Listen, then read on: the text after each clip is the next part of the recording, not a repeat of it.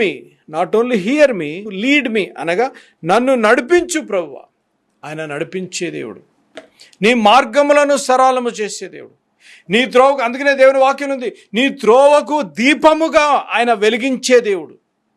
నీ మార్గము ఎటువంటి మార్గం ఉందో ఒకసారి నీ జీవితాన్ని నువ్వు పరీక్షించుకోవాలి.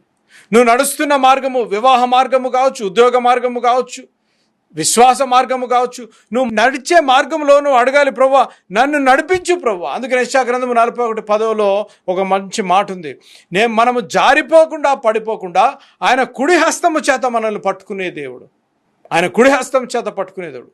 చూడండి ఈ చిత్రంలో చూడండి, బాబు జోసెఫ్ వెళ్ళిపోతుంటే నేను చేయి పట్టుకున్నాను. ఎందుకు? ఒక తండ్రిగా బాధ్యత, ఒక తండ్రిగా భద్రత, ఒక తండ్రిగా పడిపోకూడదని. మనం ఒక భూలోక సంబంధమైన తండ్రిగా కుమారుడు పడిపోకూడదు, గాయపడకూడదు, వాడికి హాని కలగకూడదనే మనం అంత శ్రద్ధ ప్రేమ కలిగి ఉంటే, మనం పరమ తండ్రి మనల్ని సృజించిన దేవుడు ఇంకెలాగా మనల్ని ప్రేమిస్తాడు.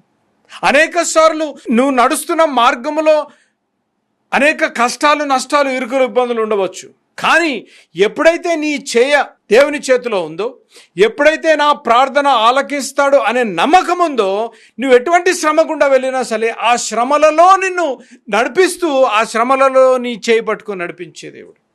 అనేక సార్లు కష్టాలు, నష్టాలు, ఇరుకులు, ఇబ్బందులు వచ్చినప్పుడు ప్రభు నా చేయి విడిచేశాడు, ప్రభు నా ప్రార్థన ఆలకించడంలే, నా బాధ అర్థం చేసుకుంటూలే, నా చేయి విడిచివేశాడు అని అనేక సార్లు మనం అనుకున్న సందర్భాలు ఉన్నాయి.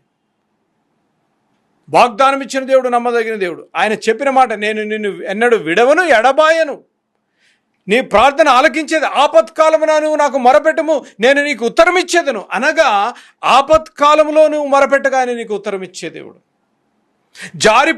పడిపోతున్న సమయంలో దక్షిణ హస్తం చేత నీ చేయి పట్టుకొని నడిపించే దేవుడు.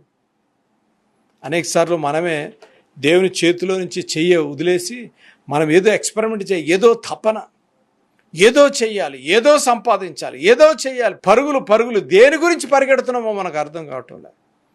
ఇంతలో ఉండి అంతలో ఆవిరివైపోయే జీవితాలు మనవి. న్యూస్ పేపర్లో చదువుతున్నాను నేను, 23 సంవత్సరాలు పూణేలో సాఫ్ట్వేర్ ఇంజనీర్ 8వ అంతస్తు నుంచి దుగ్గి పడిపోయాడంట. దంపతులు భార్యాభర్తలు ఇంటికి వెళ్తున్నారంట, ఆఫీస్ నుంచి ఇంటికి వెళ్తున్నారంట.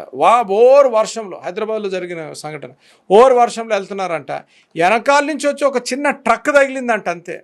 వెళ్ళి ముందు ఒక పెద్ద గొంతు ఉందంట, గొంతులో పడిపోయారంట.